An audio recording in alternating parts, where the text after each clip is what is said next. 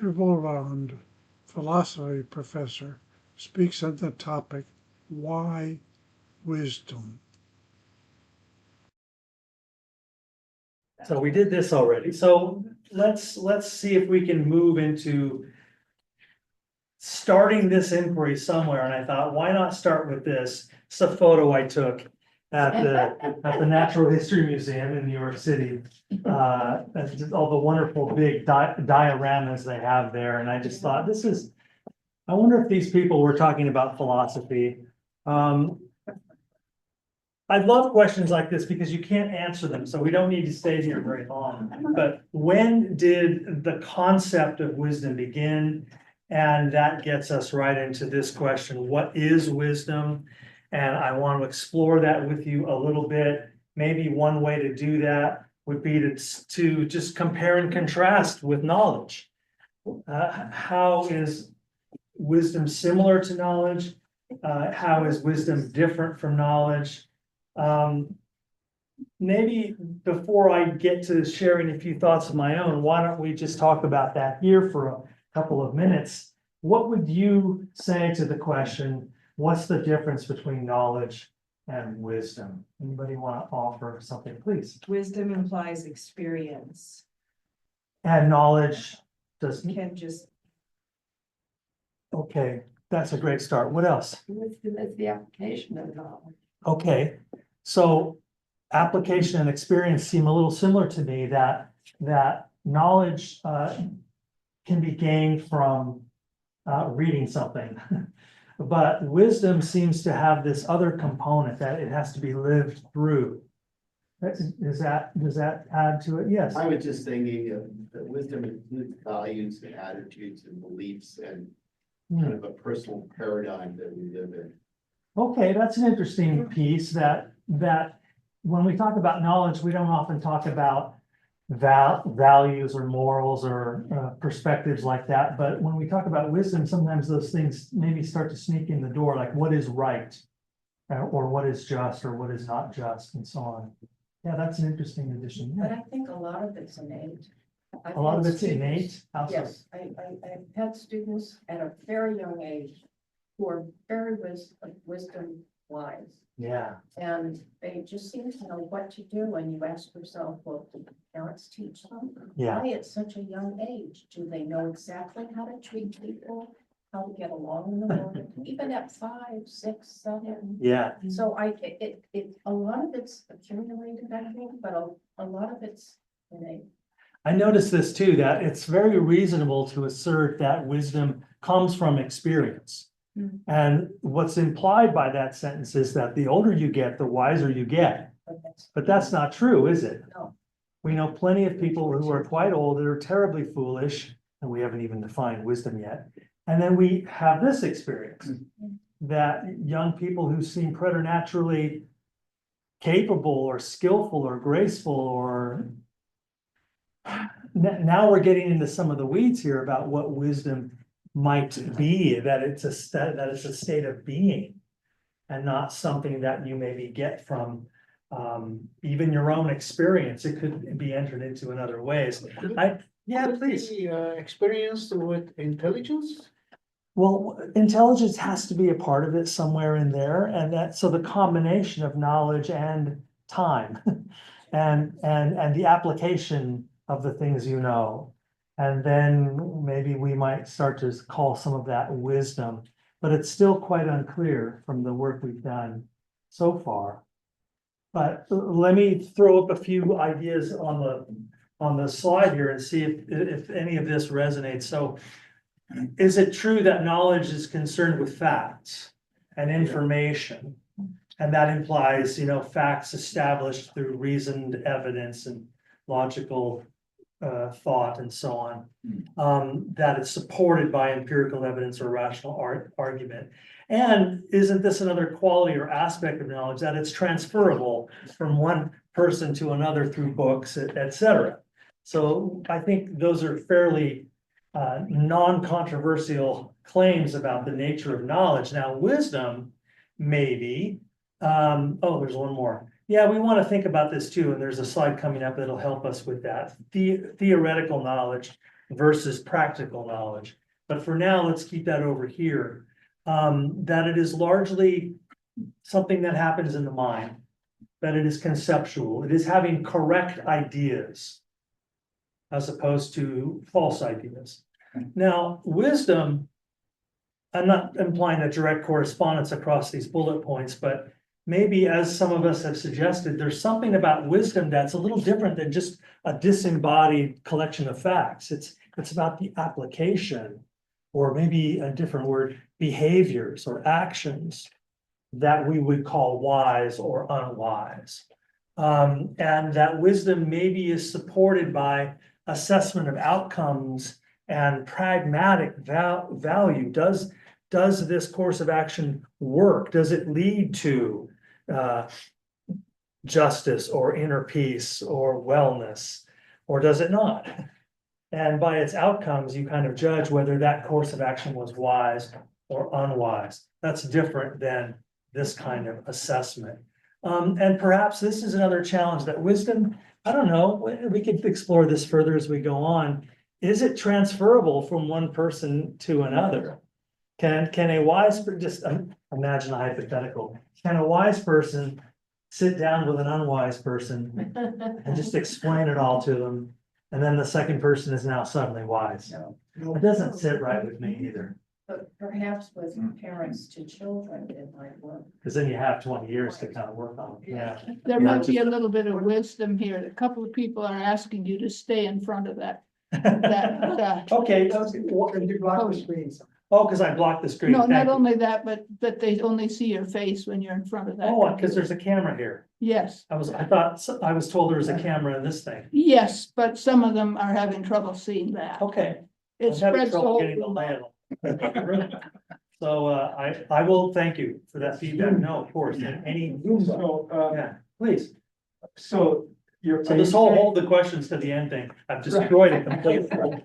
But please, Yeah, so you're saying that, wisdom then is a whole body of things, you can't transfer, certain wisdom to people. Can you transfer just a part, how to fix a car to somebody, or is that just, knowledge?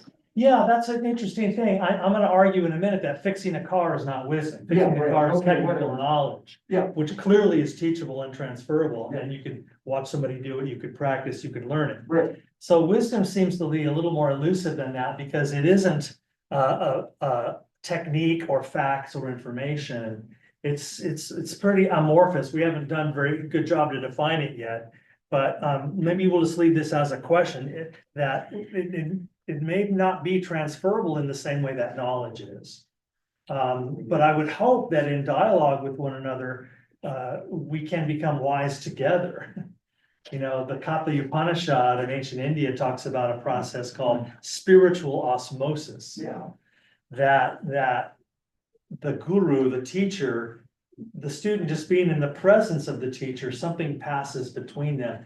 I know there's some biologists in the room. I don't need to tell you what osmosis is, but for my other students that I teach, that's when the substance of one cell leaves through the semi-permeable membrane and enters the semi-permeable membrane of another cell. So the substance of one cell literally becomes the substance of another cell. That's spiritual osmosis. And in the Katha Upanishad, they trot that out as a metaphor for how wisdom transference works.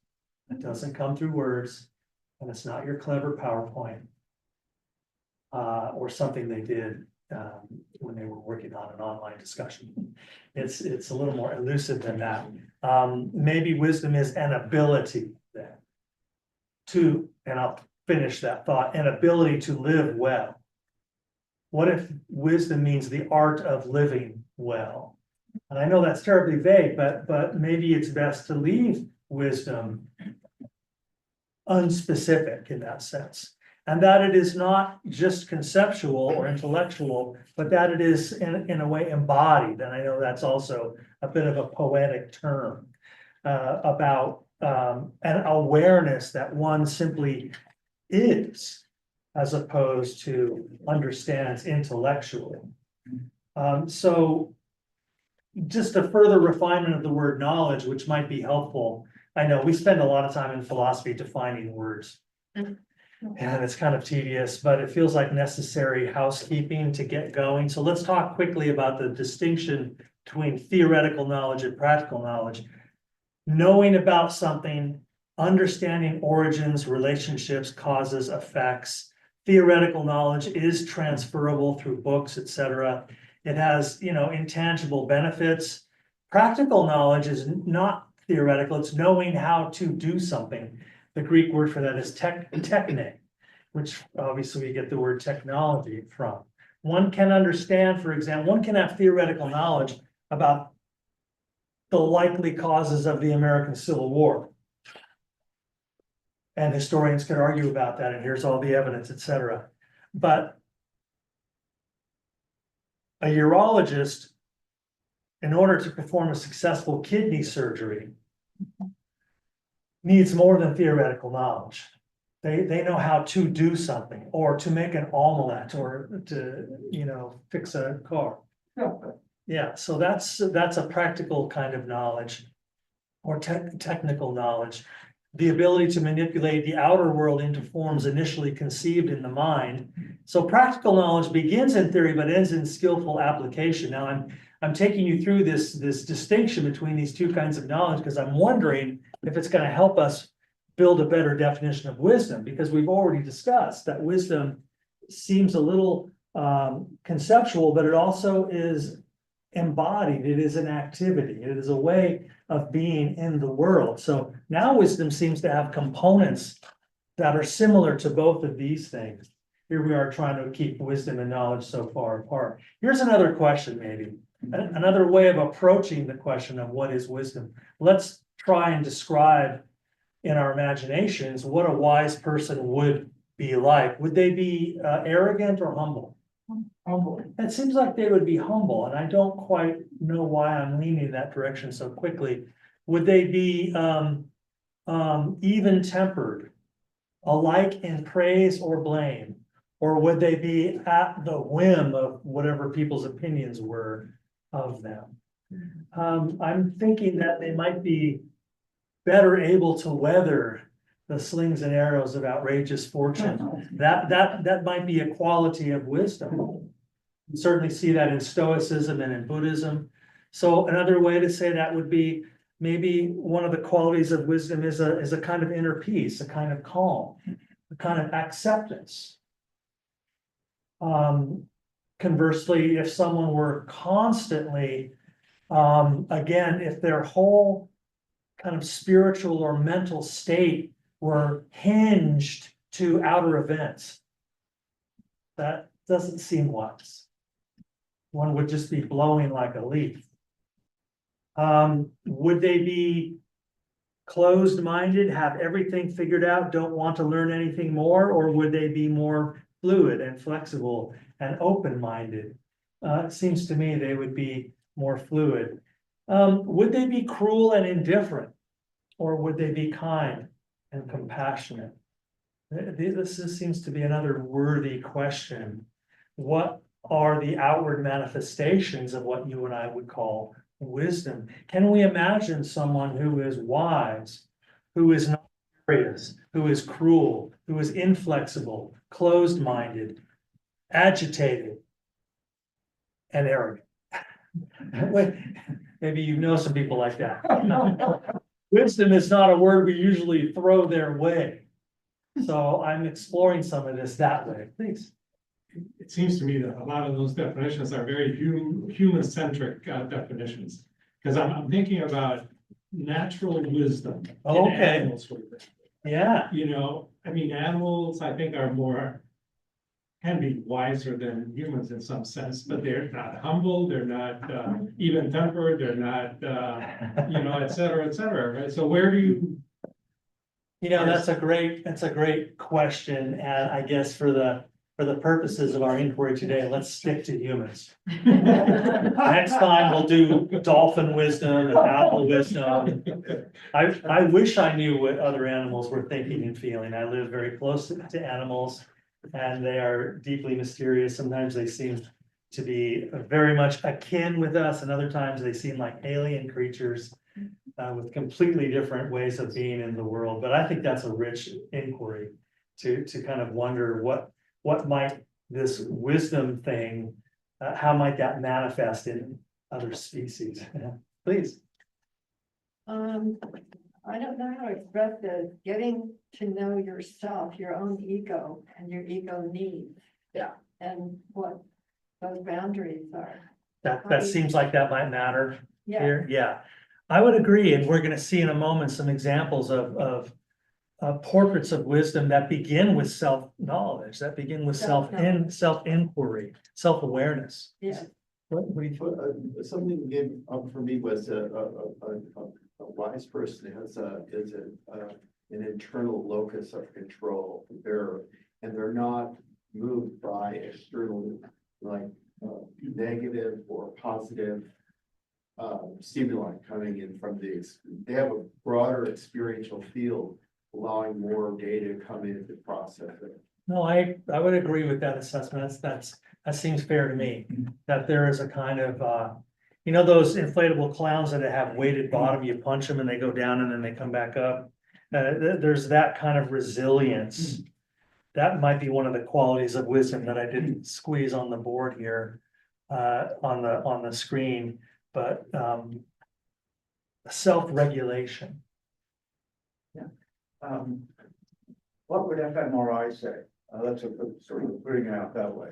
I don't know if you're aware of anything in that, and I don't know, but it seems to me that what we've got, especially coming from a position of very experienced in the mindfulness world, is that the language thinking, we've got the language thinking mind on the one hand, which includes analysis. Yeah. And we've got these other kinds of knowing, which come from, you know, you could speculate an older type of state of mind, state, and of course, associated with each state are different states of the nervous system, right? And so you would, in any event, that's the idea. What I guess the two questions is, what about fMRI? If you know anything about that, good studies on this at all. Can't so there's not a lot of money in it, so there isn't. But then also the question of the language thinking mind versus this other mind, which is the type of mind that one is cultivated through, or the place, the state that's cultivated by the mindfulness state. That question means anything to you. No, it's wonderful, and I want to get to some of the Indian traditions as well, and the contributions of both Hinduism and Buddhism, and the ideas of you know, mentation or conceptual thought, as opposed to mindful awareness, which is non-conceptual and content-free. And body, because somehow it brings in. And then that we might access in meditation and so on. That is a different epistemology, a different way of knowing. So all that's on the table as we go through this. So I don't know, this helps me not define with great clarity what wisdom is, but at least begin to imaginatively perceive some of the qualities that I think are safe to associate with the state that we're calling wise. Can I ask a question? Can somebody in Zoom ask a question? Just this one time, and then we'll do Q&A at the end, but sure, go ahead. Yeah, so wouldn't it be true that wisdom would depend on having a value system or having a set of goals? And then once those goals are established, wisdom would be the ability to successfully achieve those goals. And so if a person's goal is to be the dictator of the world, and he has the ability to understand what it takes to accomplish that, and then goes ahead and does it, isn't that wisdom? That's a great scenario, a great hypothetical. Not that anything like that's happening right now. But thank you for that question. I'll respond this way. What it seems to me, what you're describing might fit better under the rubric of theoretical and technical or practical knowledge, the ability to discern needs and to learn techniques from autocrats before you, and to employ those tried and true tools of propaganda, of fear mongering, of race baiting, and of continually lying and vilifying academics and the media and science and even knowledge itself. And they're coming for this library. Yeah, so, you know, I live near the Grossmont Unified High School District. The school board, the rather new right-wing school board just got rid of all the librarians. Yeah. Done, gone. Oh, And so this will probably, there will be another political wave and this will turn around. I swear, every time I come into a talk, I'm not gonna talk about politics, but it's invading all of our lives. It's invading all of our work. So to not talk about it is weird. So I'm not gonna opine about candidates or parties or any of that. But this question is interesting, and I would start with the questioner's first remark: what isn't wisdom linked to a value system? And as we were thinking about this list here, I would argue that it is. One might be an evil villain and be very skilled at furthering their destructive aims. I'm gonna hold back from calling that wisdom. My personal preference is to retain the word wisdom for something, and I'm gonna get classical with you, something that is virtuous, characterized by integrity, not duplicitous, characterized by manipulation and power seeking. Plato argued that the ideal philosopher king is someone who does not want to be in charge, but that's how virtuous they are. But we're gonna recruit them anyway. Whereas in the system that we've inherited, you know, it's that old joke that the fact that you want to be in power disqualifies you. So this is a complicated series of questions, but I love this inquiry because it's really helping kind of shake the sand a little bit so that we can start to get closer to what wisdom might be. Now, we haven't definitively decided anything yet. These are all great questions, but let's look at Socrates as a kind of a classic touchstone in the Western tradition of how Plato, who wrote about him, frames this journey toward wisdom. We know that Socrates was a philosopher who lived in 5th century BCE Athens. He didn't write anything, but we know about him because his student Plato wrote a great deal, including a dialogue called the Apologia, or the Defense, which tells us about Socrates' trial. He was accused of corrupting the young and teaching the wrong kinds of gods. These were rather trumped up charges the Athenian court accused him of, and it was a death penalty case, and he decided to be his own attorney. And in this famous trial, Socrates gets up in front and he tells the jury, I want to tell you how this attack on my reputation started. When I was a young man, my friend Chaerephon went to the oracle at Delphi, and my friend Chaerephon asked the oracle, who is the wisest man in Athens? And the oracle said, Socrates. And so Chaerephon comes running back to Athens, tells Socrates this, and Socrates is, of course, horrified by this thing, because he tells us, well, the gods can't lie, and yet I know that I'm not wise. I don't know much of anything. So what is the meaning of what the god said? So he goes on this quest. He tells the jury, I'm going to go talk to everybody with a reputation for wisdom in Athens. And page after page, he tells us about all these encounters. And the one thing in common is, he says toward the end, he says, I realize that in every case, my interview subjects were wise in things that I did not know. But they also believed that they knew things which they in fact did not know. Whereas I was quite conscious of my ignorance. And he comes away from this encounter, he tells the jury, here's the only advantage I have over these guys. I at least know that I don't know. Whereas they are full of the mistaken belief that they know a bunch of things they don't know. And so I would rather be like this than like that. So Plato is sort of framing this, and that maybe this is his advantage, that he's aware of his ignorance. So does wisdom begin in the admission of ignorance? those three holy words, I don't know. Is that the starting point? And that's what Plato, through the story of Socrates, is sort of launching the Western philosophical tradition around this idea that wisdom, this sort of negative definition of wisdom. Wisdom isn't knowing much of stuff, it's knowing that you don't know. Not claiming to know what one does not know.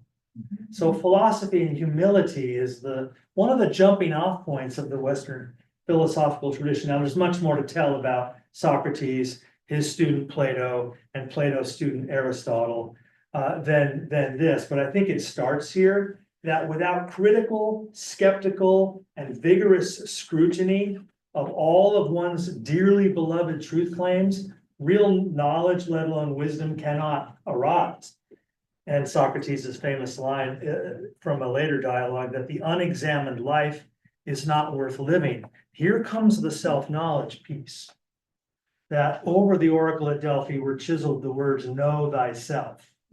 And Socrates talks about that in some of the other dialogues, that all wisdom and all philosophy begins in self-knowledge, self-inquiry. Instead of trying to figure out what all of this is, starting with the question, not what is the known, but who is the knower.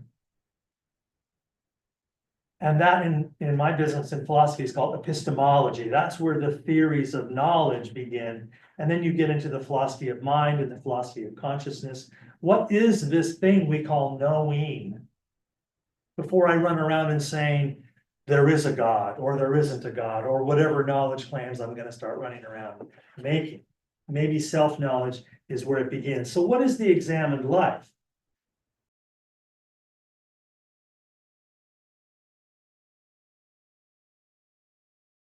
What is the examined life?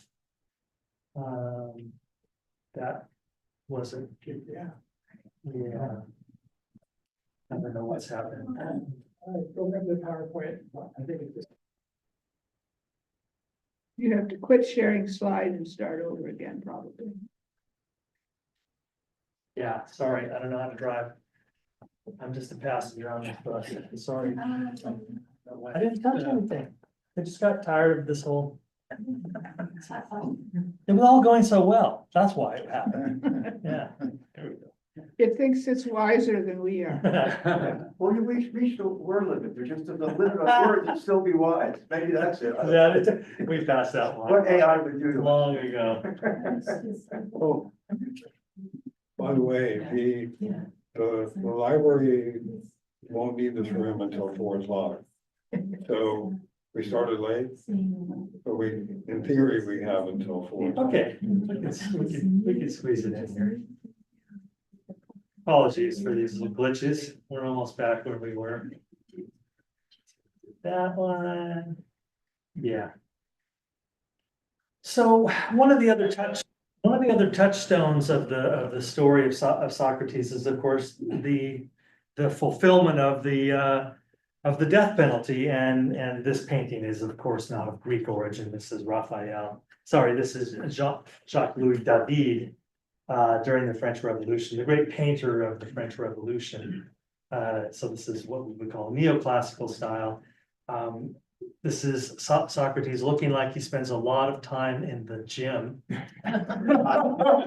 So these are, and he's being handed the hemlock and everyone's crying. This is the famous scene in a Platonic dialogue called the Phaedrus, where he is drinking the hemlock and everyone around him is weeping and he's very calm about it. And he's there, what we will later call stoicism. He's there sort of saying to his friends, hey, why be afraid of death? We don't really know what death is. It might be better than this.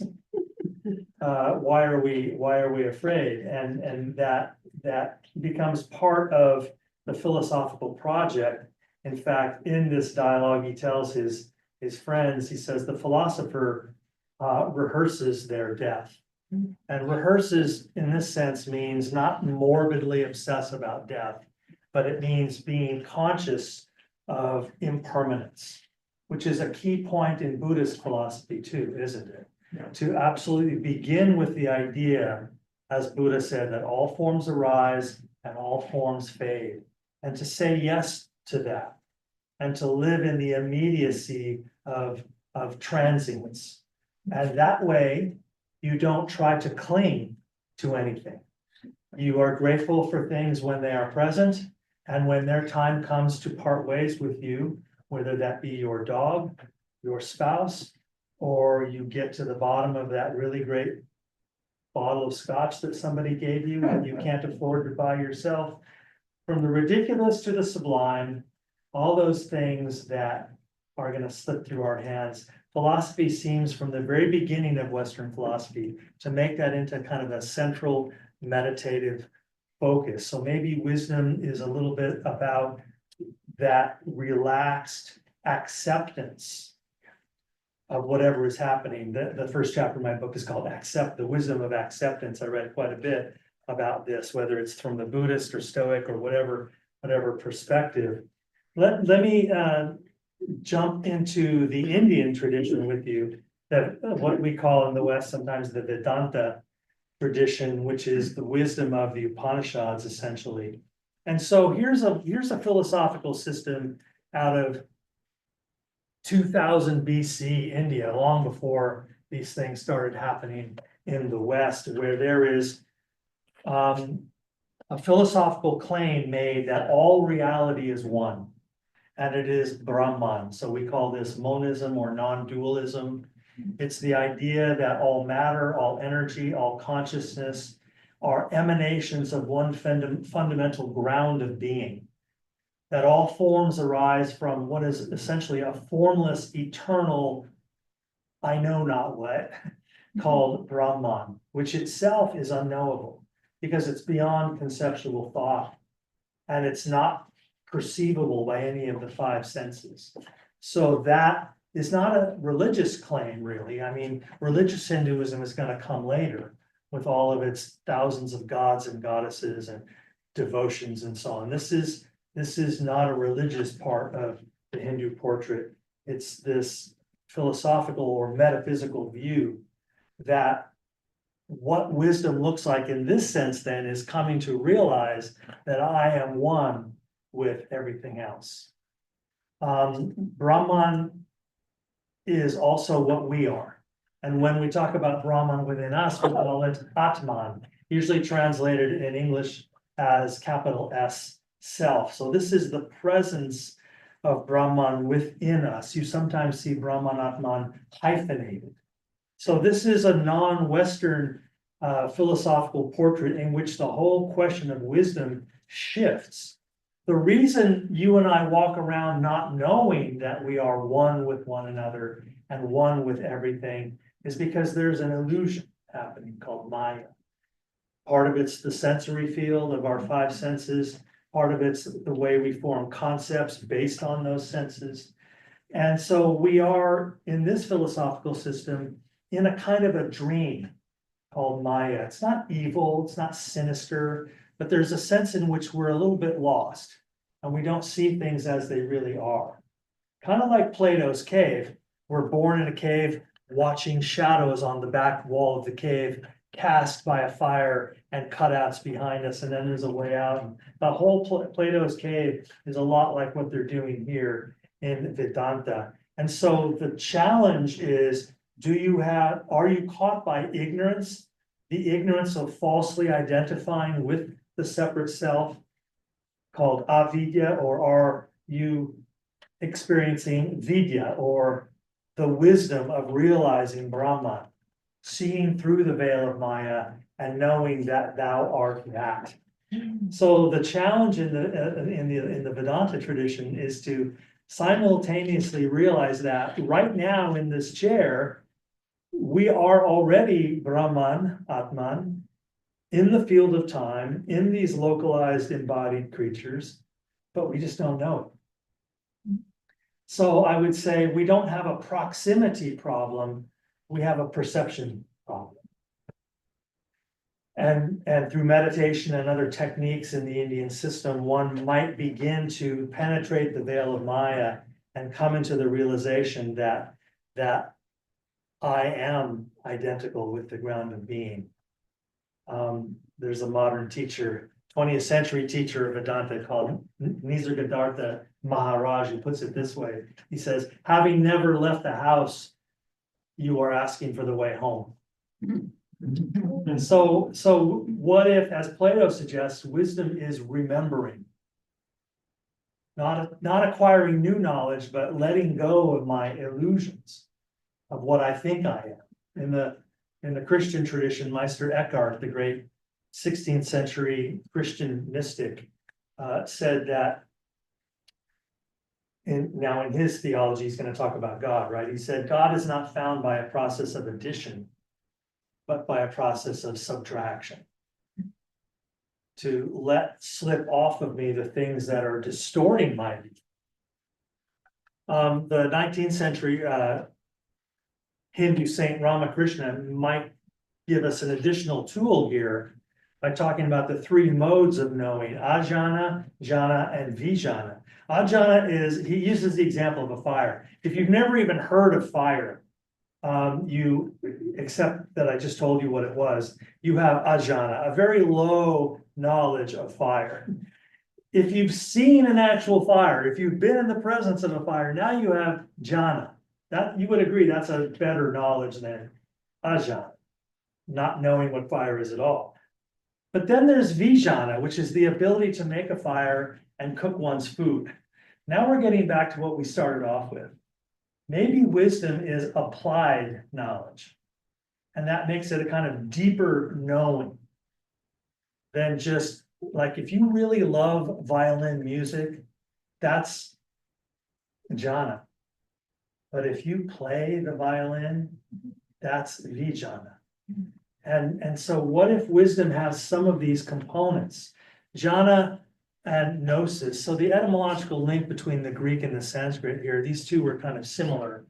And gnosis in the Greek system is, again, like this, it's the knowledge of experience, the knowledge of direct experience, not just something you heard about secondhand, but something that you've experienced yourself. So the very first definition we had of wisdom in this discussion was that it comes from experience. That might be a very important component still. Direct experience versus secondhand rumor. And out of the Vedanta tradition, turning to what the Buddha then does with all of this, as many of us are well aware, Siddhartha Gautama, the 6th century BCE Buddha, there are other Buddhas, but we just sort of call him the Buddha. The word Buddha comes from Sanskrit. It means literally to wake up. So this morning when you stopped sleeping and woke up, you Buddha'd. And it's really that's the image, it's in the New Testament, Jesus uses the analogy of blind versus sighted. Pull the log out of your eye so that you can see. So it's all the metaphors are about vision. And in Buddhism, all the metaphors are about awake or asleep. And so ordinary life is characterized as a kind of sleep from which we can't awaken. Whereas in the Hindu system, we just outlined very briefly, the analogy there is between ignorance and wisdom. That what you and I call evil in the world, or people doing cruel things to one another, comes in the Hindu system not out of a metaphysical evil, but out of ignorance. You don't know that you're a being of infinite value, and you sure as hell don't know that your victim is also a being of infinite value. There's your value systems. Your value systems are not some arbitrary moral constant. They come out of a metaphysical knowing of our interdependency, of our oneness. That carries with it, so the metaphysics carries with it a moral imperative. And that's why it's difficult for me to call wisdom a really perfect evil genius who runs the whole world. They're just really, really skilled at this awful thing. So for me, wisdom is inextricably interwoven. And so the Buddha is the one who woke up or became enlightened. And what is enlightenment or the awakened state? Well, in the Buddhist narrative, You know, when we are born, we're brought home, they teach us a language, we are acculturated, we learn through that language a value system. These are the good things, these are the bad things, till we might today call it conditioning or acculturation. And then there comes a time, hopefully in your life, where you realize, I don't want to just live according to someone else's script. I want to break free from my conditioning. So that's really the Buddhist impulse is, it's not good enough for me just to kind of go through the motions. I want to awaken to what is real and what is really happening. And in the Buddhist system, this is often called, not always, but often called nirvana, which literally means no wind. Nir is a negating prefix, and vana means air that is moving. So it's a kind of a one-word poem that means literally stillness. To extinguish the flame of craving and attachment and fear, that when that flame is blown out, when I renounce agitation and when I allow serenity, the cessation of craving and aversion, you know, most of our lives is characterized by those two energies. There's a long list of things that I want, and there's a long list of things that I am trying to keep away from me. And our life's work is just to bring the things I want closer and to keep the things I don't want farther away. In Buddhism, we call that craving and aversion. I know you have those two lists. What if, imagine just for a moment, both of those lists disappearing?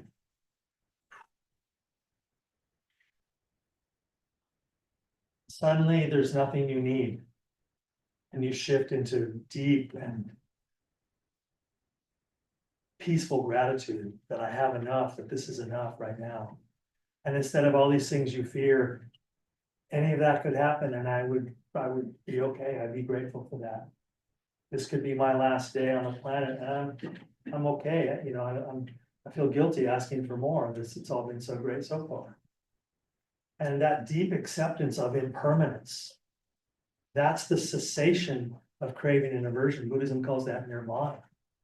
So it is far from a negative state. It's a state of really profound presence. For the first time, you're present here and now in a way you haven't been before. And in a sense, in Buddhism, this is the extinguishing the attachment of the private ego, which finally results in compassion. Because now competition and egotism kind of fall away.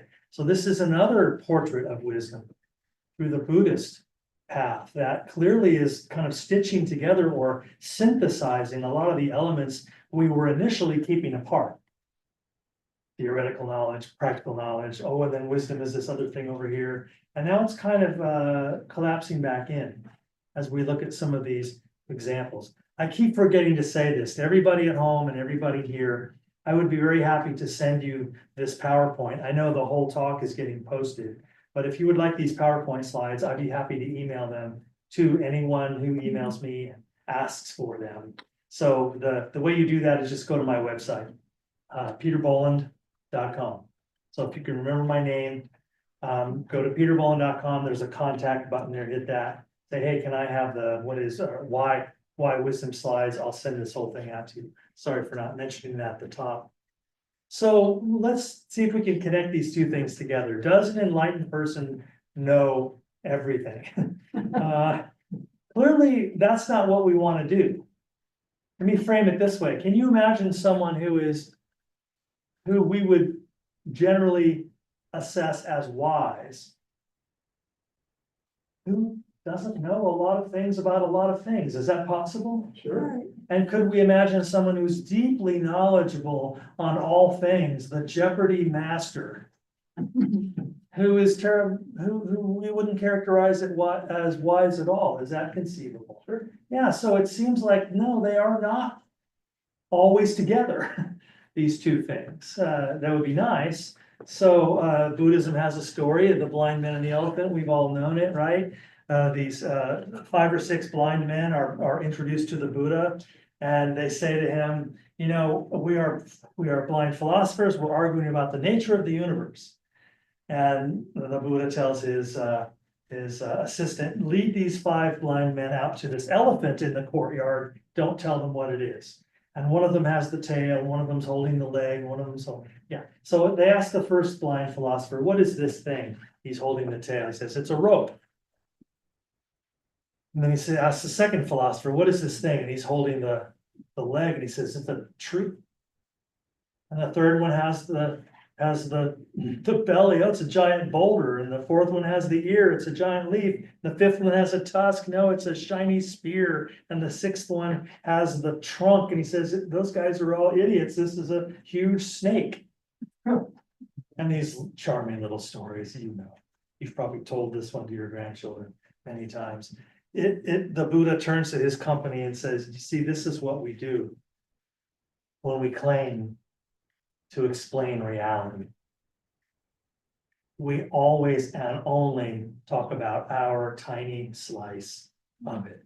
It's a cautionary philosophical tale about subjectivism and how arrogantly we rush to assume that our subjective take just applies to everything and everyone. And now we go back to Socrates' assertion that wisdom begins in the admission of ignorance.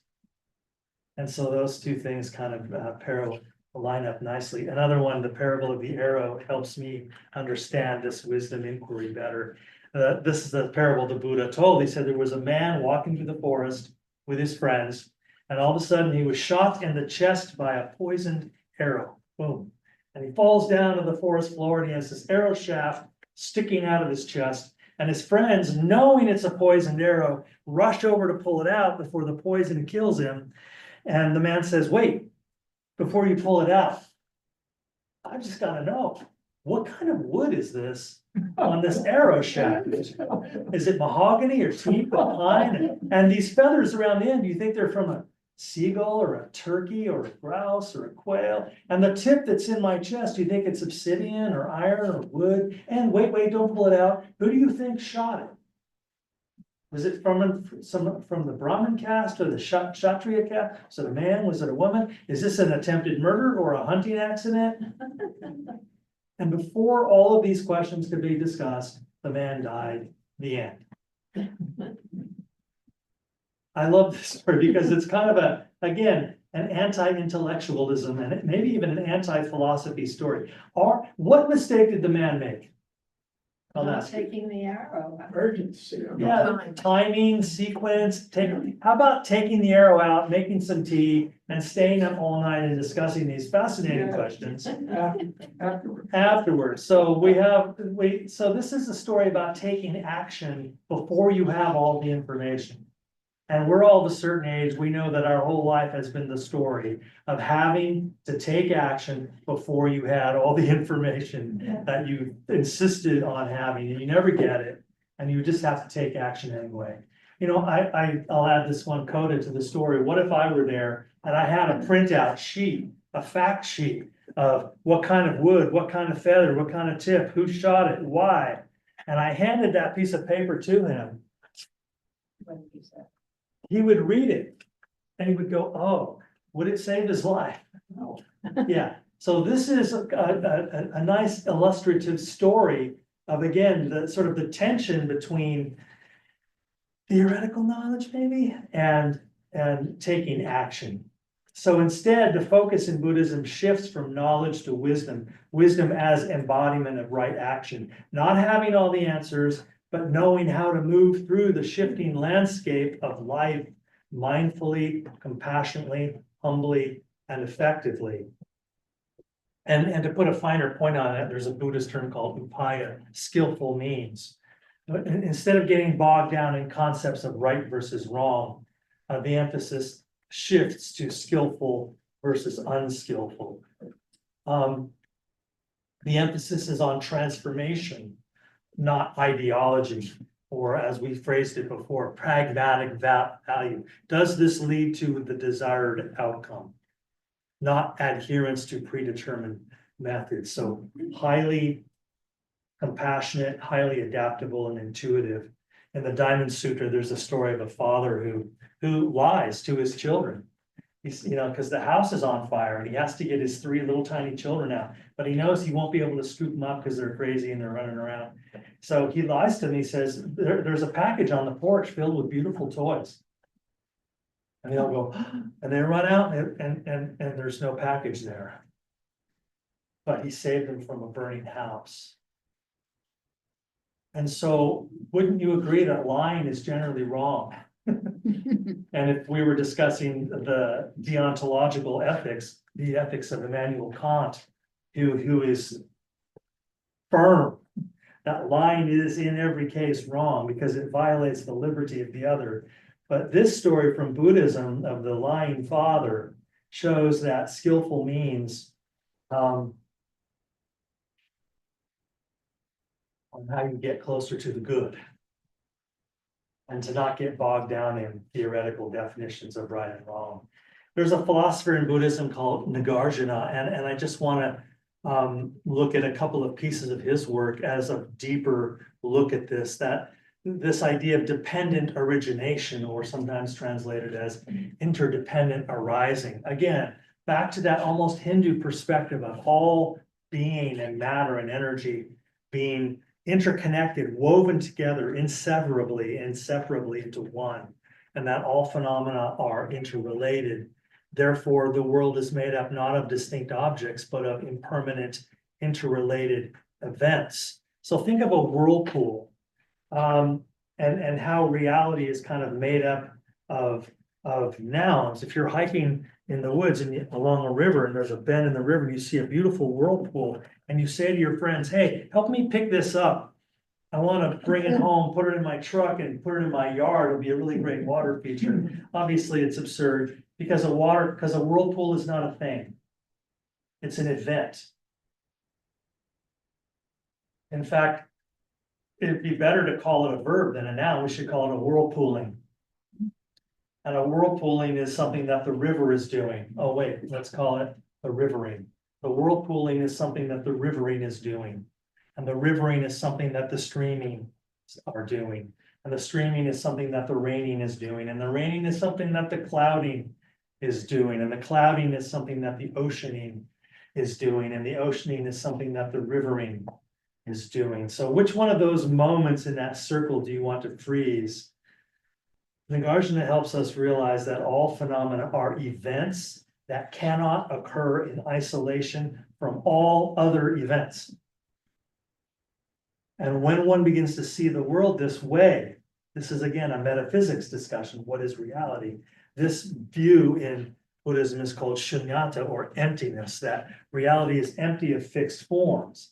And is this a whirlpool or a whirlpooling? I remember being a religious studies student at UC Santa Barbara that read an article about the Navajo, about the Diné as they call themselves, about the Navajo language, that it is made almost entirely of verbs. The Navajo language has almost no nouns. So now think about this for a moment. English is made up really entirely, it's built on a foundation of nouns. Person, place, or thing. Chair, lectern, room, God, tree, dog, person.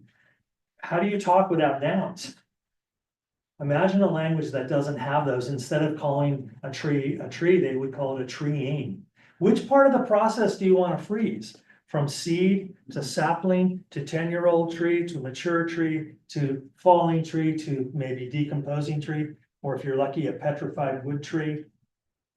Which one of those moments do you want to freeze and say that's tree? Because the word tree is an abstraction. When I say tree, you don't think of a specific living organism. It's just a box in your mental warehouse, which contains Christmas trees and money trees and Joshua trees. It has no connection at all to anything living in the world. So a noun-based language is a divorced from reality abstraction language. Whereas the Navajo live in a worldview. Imagine teaching infants this language. They live in a worldview in which they embody the awareness that everything is changing into everything else, and everything is fluid. And all appearances of separation are just that, appearances. That changes the question we're considering. what does wisdom feel like now? Does this worldview imply moral standards about how I relate with other things in the cosmos, in my universe, in my surroundings? When it's hard to tell where I end and where you begin. You know, the great Zen Buddhist teacher Thich Nhat Hanh, replicating the famous Zen sermon of the flower sermon of the Buddha. A lot of talks, Thich Nhat Hanh would hold up a piece of paper and say, this isn't a piece of paper. This is the tree. This is the rain. This is gravity. This is the wood. This is the lumberjack. This is the people who built Interstate 5 from Oregon to California, upon which a big truck took that wood pulp down to Southern California. And whenever you pick up a piece of paper, you are holding up the whole cosmos, all energy, all matter, all consciousness, temporarily taking form as this piece of paper. What if we saw the whole world through the lens of that understanding? Would those distinctions begin to shift? So Nagarjuna also puts this in terms of two modes of knowing. We were touching on that before. Again, in this Buddhist philosophy, there's ordinary knowledge, which we have all used our whole lives. It's wonderful. We've built our careers on it. It's how we do everything. It's normal everyday consciousness and knowledge comprised of words, concepts, analogies, comparisons, reasoning, logical conclusions. But then there's a different mode of consciousness. I don't know, I guess we'll call it higher. It's not higher or lower or right or left. It's just a different channel on the radio station, and it's called prajna. It's a different mode of consciousness that is non-conceptual, intuitive. It's mystical, beyond the reach of conceptual thinking. And prajna, or transcendent knowledge, is that vast boundlessness beneath the thought stream. And when we consciously practice witnessing our thoughts, we move deeper and deeper into prajna, hence the essential importance of meditation. And those of us who have meditated have probably been led by our meditation teachers into this process that comes largely from the Hindu tradition, that you can't stop your thoughts, but you can move your awareness away from the thought stream and into that deeper spaciousness beneath the waves of the thought stream. That is this larger awareness, or prajna. And maybe that is where wisdom takes root, not in the conceptual level. So let's start wrapping up a little bit and open it all up. But Socrates' admission of ignorance as wisdom, in the pursuit of knowledge, every day something is added. In the pursuit of Tao, every day something is dropped. That's a wonderful line from the Taoist tradition. You know, if you've ever been to a Quaker service, it's a wonderful experience. When you go to church at a Quaker meeting, nobody talks. They just sit in kind of a circle.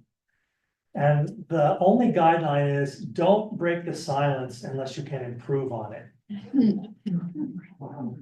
I know, that's a high standard. We're not going to run our meeting like that at all. But that results in many, many Quaker meetings being silent the whole time. So that's a kind of interesting group meditation. The flower sermon of the Buddha, as I referenced earlier, where he gathered his whole company together one day to give a talk, and he just held up a flower and didn't say anything. And the awkward silence, I don't know how long he let it hang, but it was a while. And then one man, Kashapa, recognized with his eyes that he understood what was being said. And Zen Buddhists tell that story as in their narrative as the origin of Zen Buddhism, which they define as a tradition outside the scriptures, not dependent on words and letters, dependent on direct experience, again, largely through meditation. Ramana Maharshi, a great non-duality teacher of the 20th century, would ask his students to meditate on this mantra: who are you? Adyashanti changes it to what are you?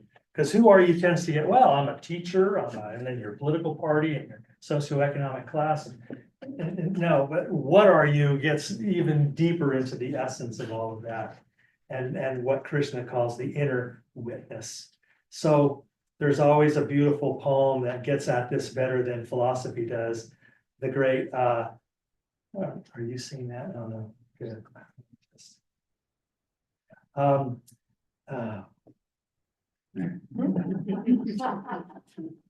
think I can recover this more quickly. Yeah, just double click, yeah. It's just, we're almost done, I swear. I think it's working.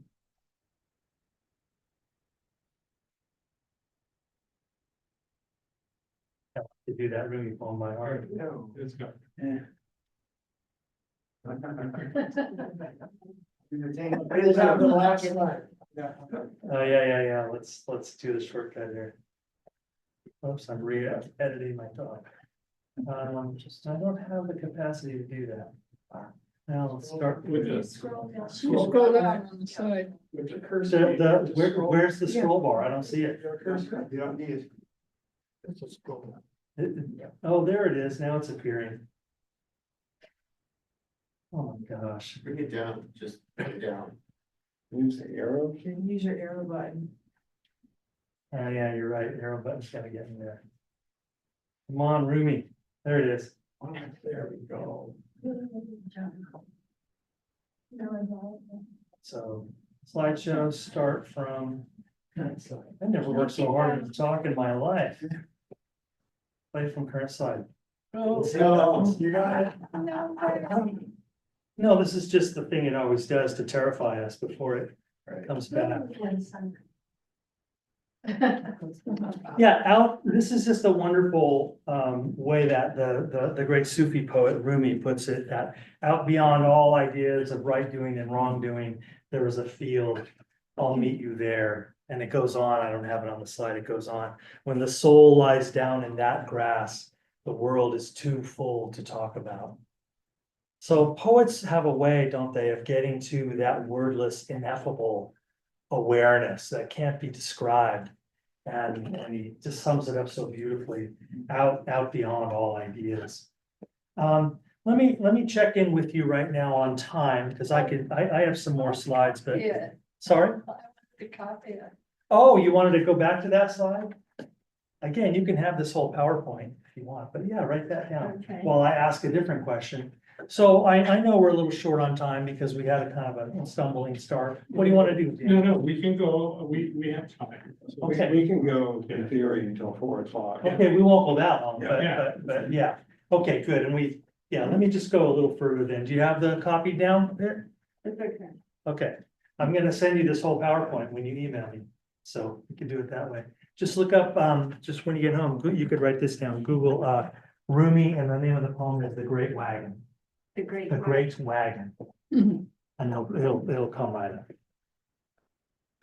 It's a pretty long poem, but that's right in the middle of it. Thank you. Sure, of course.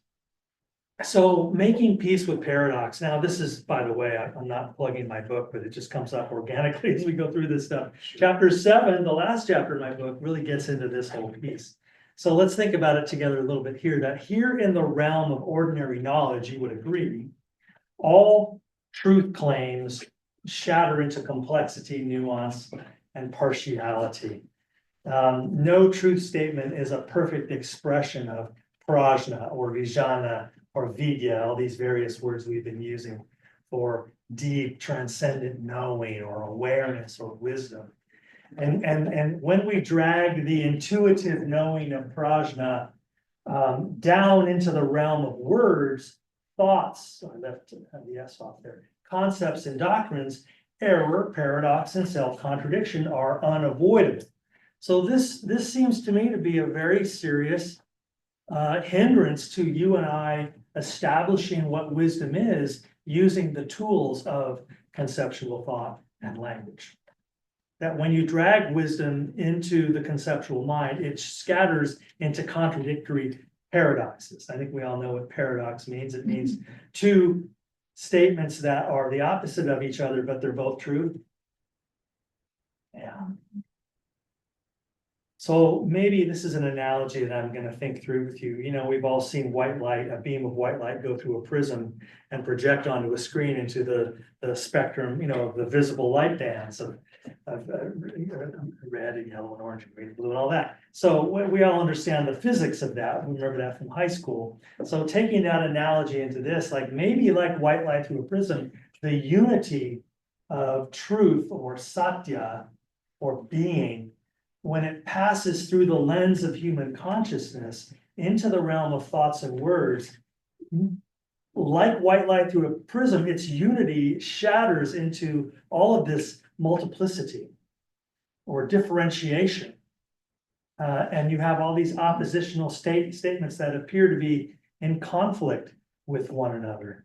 That confounds our efforts to establish the truth. And a lot of people walk away from philosophy frustrated, like, well, they can't make up their mind about anything. You know, beware of the philosophers. They can argue that anything is true.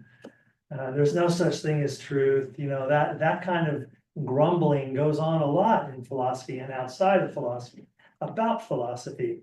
Again, in these 3,000-year-old texts, the Vedas, they anticipated the whole problem by saying the truth is one. The sages call it by many names. That what if there is, like Joseph Campbell and before him Carl Jung noticed that when you travel around the world, everywhere you go, there is this archetypal or universal idea that Jung called the supreme being archetype. And yet in every culture, they clothe that archetype in local concepts, local imagery. So one culture will personify it as God, the Abrahamic God of Judaism, Christianity, and Islam. That's the name of the hidden reality behind the visible plane. And then in Taoism, they'll call it Tao, which is not a God at all. It's an impersonal force. Or in devotional Hinduism, they'll say it's tens of thousands of gods. Or in some other ancient culture, they'll say, no, it's a goddess energy, Mahadevi energy. It is we who make the masks of eternity, Joseph Campbell argues. We make the masks, artists, shaman. We give form to the formless. And masks are great, Campbell says. They show you where to look, but ultimately the mask becomes the final hindrance, because only by removing the mask can we get at the ultimate reality behind it. Now, this is a rich idea, it seems to me. It jumps right over the old atheism versus theism debate and all the theologians arguing about the nature of God. It just jumps right over all of that and says all of our God ideas are human constructions in our efforts to understand that mystery hidden behind the visible plane. And that is why the truth is one, but the sages call it by many names. That if you want to put it in a colloquial way, if you really want to know God, you have to forget everything you know about God, because it's all secondhand, no matter how hallowed the tradition. So those are provocative possibilities. I want to turn to Thomas Merton, my favorite Christian mystic voices. Let me just jump to the next slide, because this is a passage from one of his works that gets at what we're working on here.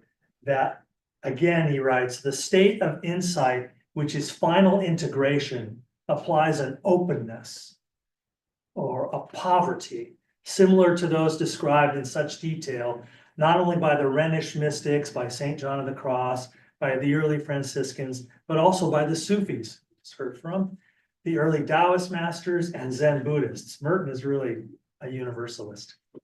Final integration implies the void, poverty, and non-action, which leave one entirely docile to the spirit and hence a potential instrument for unusual creativity. The person who has attained final integration is no longer limited by the culture in which he or she has grown up. They accept not only their own community, their own society, their own friends, their own culture, but all humankind. They have a unified vision and experience of the one truth shining out in all its various manifestations, some clearer than others, some more definite and more certain than others. They do not set these partial views up in opposition to each other, but unify them in a dialectic or in an insight of complementation. I love that bit so much, I threw the whole thing in the last chapter of my book, but obviously we're biting off a lot more than we can chew here in a short meeting like this, but I wanted to give you a few windows into the way this question of why wisdom is approached in some of these various traditions. Just a few quotes: the greatest and most important problems of life are all fundamentally insoluble. There you go. That's a nice gift for you. You can relax. They can never be solved, but only outgrown. Or Kierkegaard, the great Danish existentialist. Life is not a problem to be solved, but a reality to be experienced.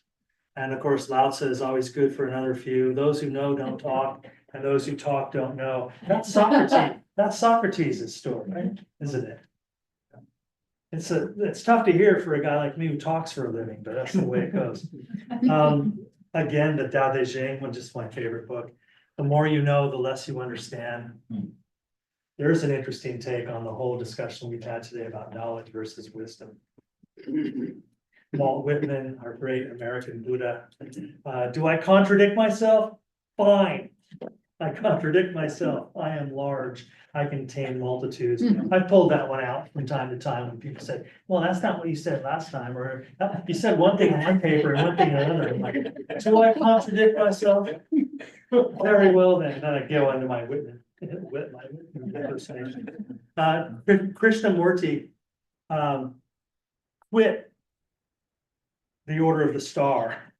This was this European theosophical movement that plucked him out of India and thrust him into its leadership as an ascended master. He's in his mid-20s. He's like, I got to get out of here.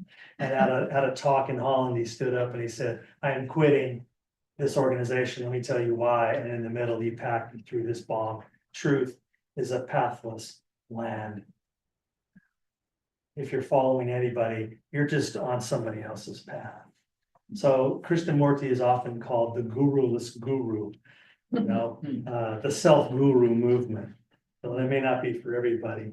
So yeah, let me just throw up some quotes about God here. Oh, let me close down the PowerPoint again.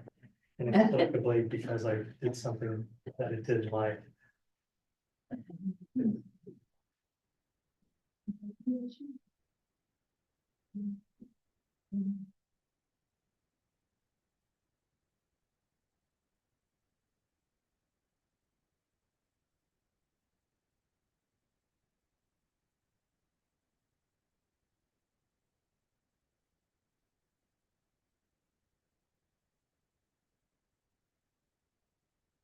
You know, we needed a little palate cleanser here. It's just, let's start here. Who doesn't like cats? Well, there are people who really despise cats, but most people like cats. Warning, giant cat picture is about to appear. Meister Eckhart, who I referenced earlier, this 16th century Roman Catholic mystic, the eye with which I see God is the same eye with which God sees me. That's why that's why he was accused of heresy. He's talking like this. This isn't normal Roman Catholic talking. And a lot of other things he said were much more dangerous. So when the heart is right, maybe that's a big part. You know, we use this strange metaphor, the heart, not this organ that pumps our blood, but some sort of emotional center of our lives. On Thomas Jefferson, writing to John Adams, I am of a sect by myself as far as I know. F. Scott Fitzgerald, the test of a first-rate intelligence is the ability to hold two opposed ideas in the mind at the same time and still retain the ability to that's beautiful, right? That's that making peace with paradox idea.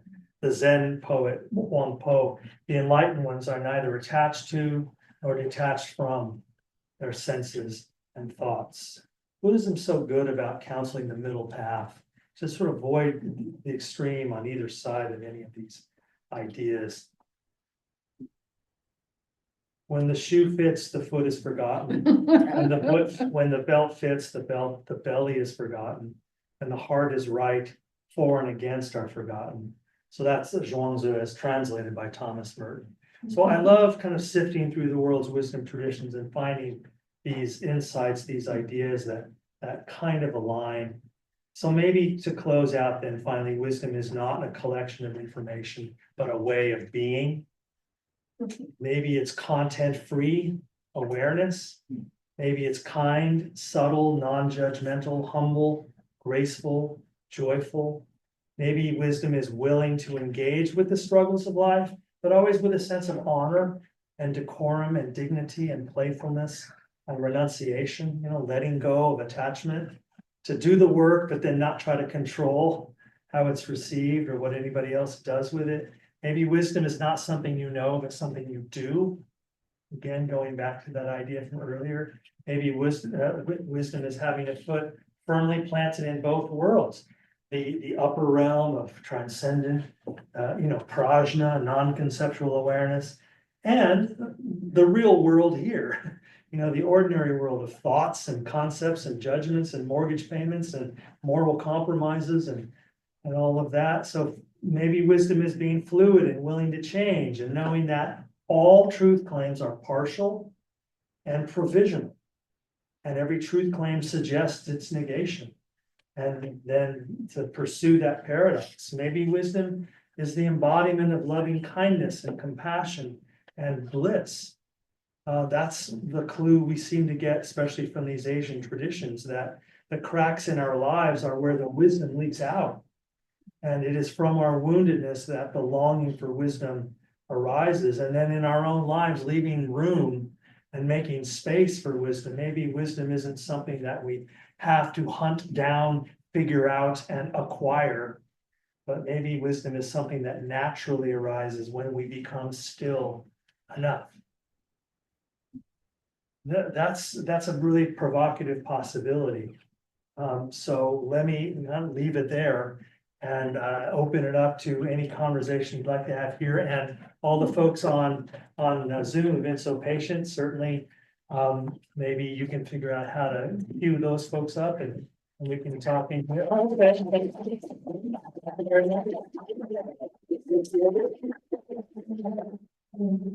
So, any further thoughts on what we were talking about before, now that we've been through the whole thing? What are you thinking now about wisdom?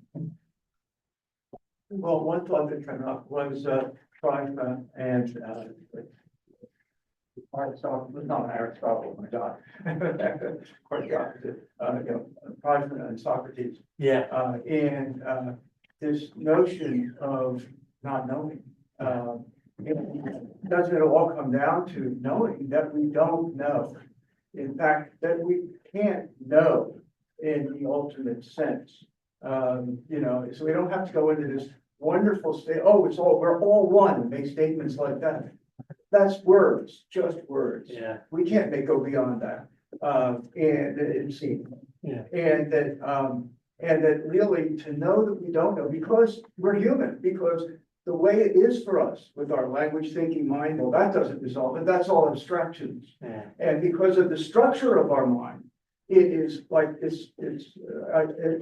live in a cage, and I don't mean that in any negative way, but the way our mind is constructed to make sense of reality, to help us survive. That's what it's focused on, it seems, survival. Yeah. The way it's structured for that, by its definition, as soon as we have the ability to know, we are limited in our ability, because we have the ability to know. We have to have a construct to know, to be able to take things in, to have knowledge. So the result is knowing that we don't know, and knowing that we don't really know. That's not the way, that's not our state. No, it's beautiful. And to me, I'm thinking of the Zen tradition, which makes a similar which holds a similar kind of thesis that we only see reality through a grid of our own concepts, and a lot of them secondhand from other people. And the fact that we live in thoughts, in the thought realm, in the conceptual realm is analogous to being in a cage. And the line in one of the Upanishads, that the mind is indeed our jailer, but the mind is also indeed our liberator. In this sense, that out of these Indian traditions and East Asian traditions, through experiences like meditation, one can begin to experiment with the possibility that you can tune the radio to a different station and not become completely free from conceptual knowing. But that's so noisy and time consuming, it distracts us from that deeper, more still voice that called the inner witness in the Gita, where we might be able to not conceptually understand, but experience something that is egoless and boundless. And that's at least what the reports are from people who practice these traditions. That might be one way to get a taste, at least, of some freedom from the seemingly inescapable mind and sensory apparatus that we perceive the world through. So your main point in your comment, though, I'm right with you that, you know, how, with all that in mind, deep humility seems to be an essential stance.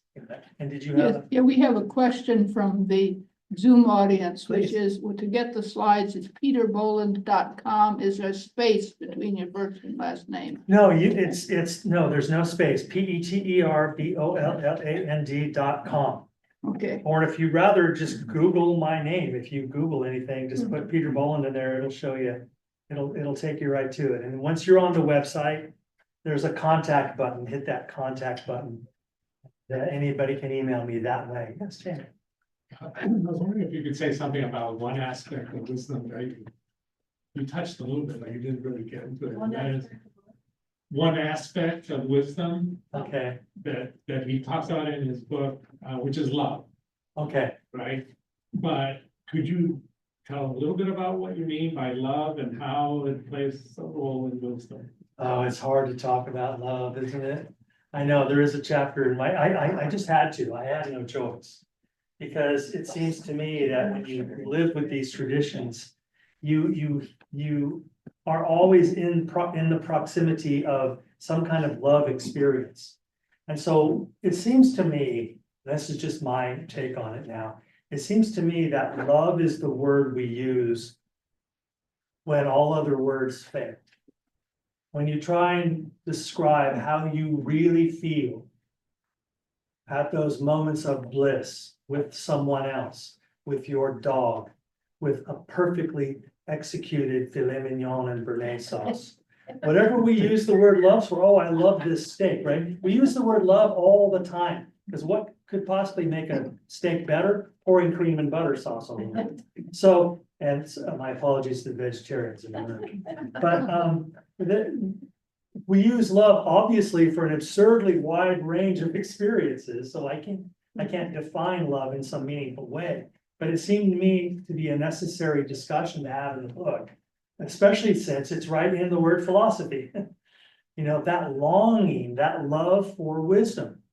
So we have a natural yearning to be together, to be seen, to be valued. And the way we usually talk about that is to love and be loved.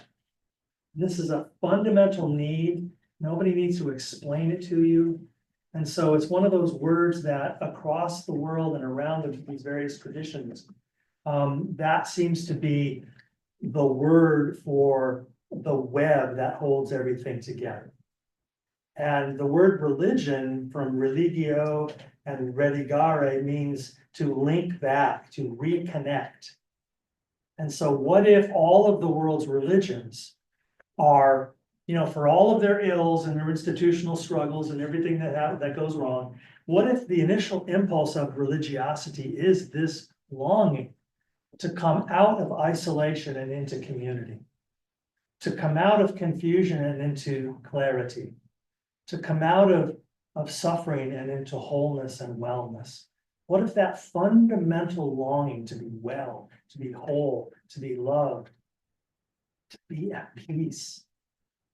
What if that is the fundamental longing? Some of us find it in nature, through creation, through art, through problem solving, project building, through a million ways we love.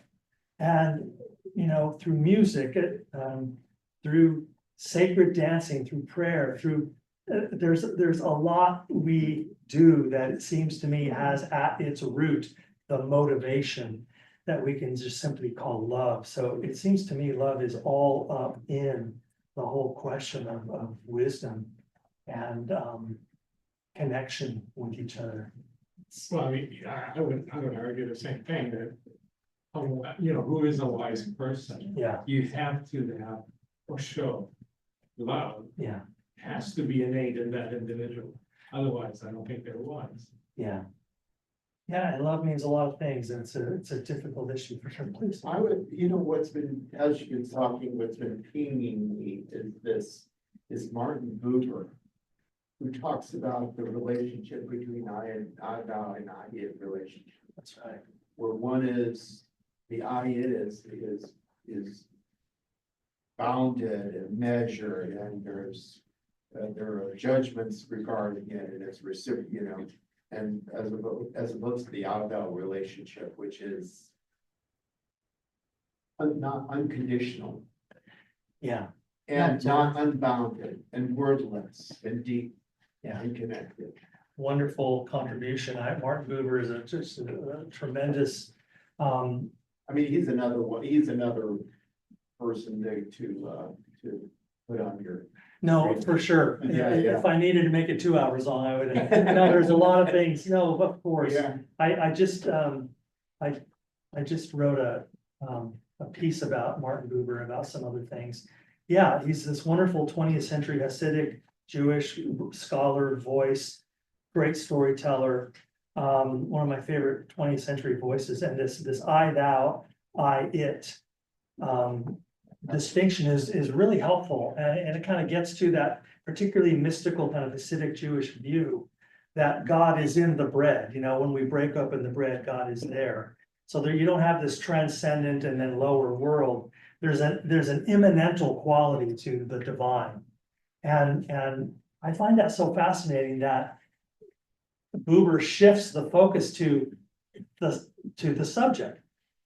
When I view you as an it, I have a certain kind of relationship with you. Or when I view the whole world or nature as an it is not me, it's an other, and it's a commodity, it's an object. And there's a kind of pornographic sort of ownership quality about it. It's not about real relation, it's about possession and power. Whereas when I view, and now nothing changes except me, when I view that same thing as a thou, as I see it through the lens of reverence, as I see you as a being of infinite value, the whole thing changes. And as a rabbi, he's talking about it this way, that God is in the space between us when we are in I, thou. That's a wonderful description. That's awesome. And when we're in I, it, God's busy somewhere else. And so then it's just atoms smashing into each other in power. So shifting so that to me, I hear a calling. That I'm being called to work on viewing everything as a thou. And then everything changes. Yeah, some scientists, I think neurologists, have found a gene that proves to somewhat, to a lesser degree maybe, that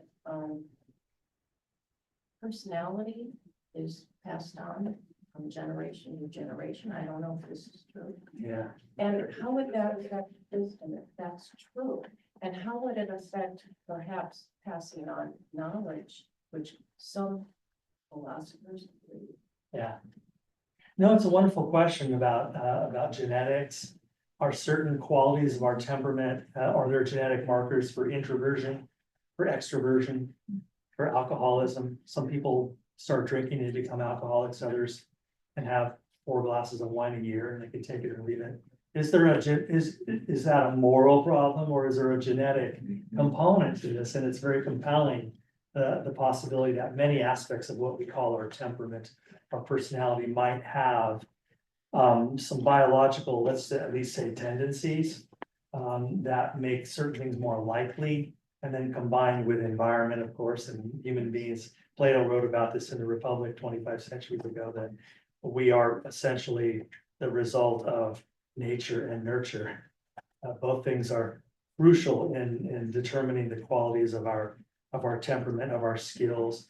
And so I'm hearing almost a kind of a reincarnation question coming out. You know, are certain traits passed along through future incarnations? I'm not putting the reincarnation scenario on you, but where do those traits come from? Do they come from our parents and our ancestors or previous lives? And how might that weigh? And how would that affect wisdom? Whether or not we're even interested in it. Well, that would in some way explain why some of these young children, and I've had I see. 27 years of teaching Yeah. two children, that actually at that young age that I said, 5, 6, 7, Yeah. were so wise. Isn't that something? Maybe they're just good actors. No, I'm just Yeah. total sociopath. Yeah. Trick you. No, I'm just making it No, up. I don't think so. No, I know. You get the vibe. I know exactly what you're talking about. It's Actually, unmistakable. my name is Mike. Oh, there you go. It's unmistakable. No one needs to tell you that. That is really how. Fascinating. Any other, please? Well, this has to do with the issue of craving and aversion. Craving and aversion. Yeah, Yes. which is a very strong note in the Buddhist tradition. Sure. And I'm wondering if you really need to put gratitude into it, the way you put it, and this has to do with Zen practice. I'm Zen, neuropsychology. And because this also touches on other things. This with where can you be? Where is the place to be in the midst of all this not knowing? Yeah. And how do we get there? And from a certain Zen practice, or specifically, and maybe it's the koan, right? Because the Shingon is just sitting and doing nothing exactly but just sitting, and something happens to the nervous system. I'm saying that. That what you end up with is when the language thinking mind settles down, all that other stuff, but you elaborated on. Yeah. What you're left is a very sensory biased state. It's nonsense to get beyond it. Why get beyond it? We got a body, we live in it. Yeah. And it's one of the Where benefits, the are we amenities trying to go? Yeah. amenities of having a body, exactly. So that, forget about the gratitude part of it, just being, Yeah. okay, here it is, this is in our senses, we're now in our senses, now we're here, where do we go when we're here now, where can we be? Well, here. And now, the so-called stuff of being present, which is not a goal, it's just something that's happening when you just get into the sensory bias state, the language thinking mind, starts rotating, settles out. And so that, and it sort of fits into the notion and sort of correlate to that, is this concept of love. Yeah. And it's huge, no question. And, you know, and mindfulness, of course, that goes into the Zen. It goes into all of the Buddhist, ultimately, all the Buddhist practice very strongly. Doesn't have to be meditation either. It's something that we can do all the time, except we don't access it all the time. Yeah. It's nothing unnatural about it, or psychedelic, not psychedelic, but supernatural or anything at all. No, of course. It's very embodied. Yeah. And why not? It doesn't. Now, where I'm going there is on the love, but when you look at mindfulness, it is a state. It is, it is a type of attention awareness. Few people would disagree with that, especially.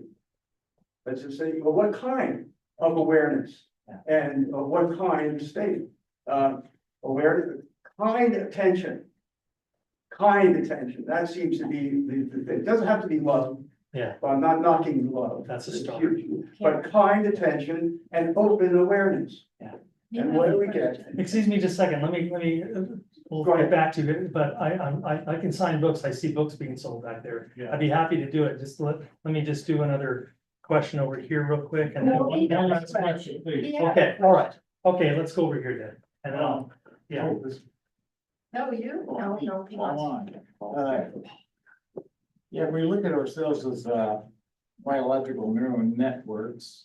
It seems like there's no a selective advantage in evolution to nothingness or not thinking about the immediate world.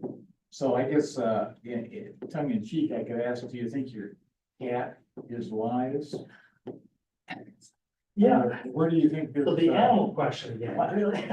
Is there any advantage from a socialization network or anything that you can think of that would, I haven't thought on that. I know the question is for. Yeah, no, I just- Sure, go ahead. You know, it seems to me that there is a practical usefulness or utility to being able to say, yes, I live in a construct. Yes, my life is occasion, I live surrounded by, multitudes of conflicts. I can't But- really hear you. I think that there's a practical utility in being able to say, or be aware of the fact that, yes, I do live in a construct, I live in, a variety of constructs. I'm limited in by those constructs, I have to work with them. But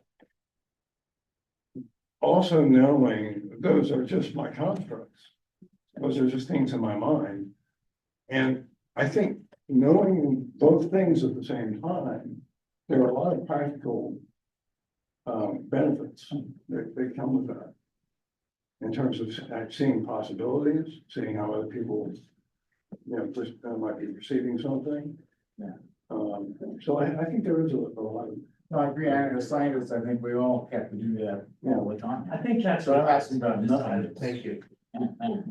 I'm asking. I mean, is that what you're asking? Well, but, like, when you get rid of all that, is there any advantage being human or being, mammalian? I can do this.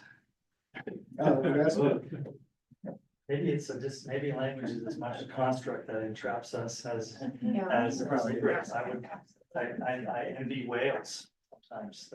They sing those 2-3 hour songs that they learn in their family pods. Okay, I would like to learn that language. So I like to have heard the lecture in just birds. I should have just held up a flower for an hour. You're the PowerPoint. I'm gonna just turn the room. I'm gonna go sit back there and sign books for anybody who wants one, and we can just keep talking. How about that? That sounds Okay, good. yeah.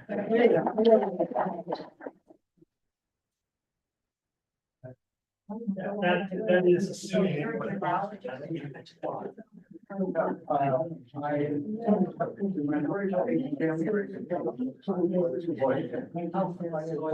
very much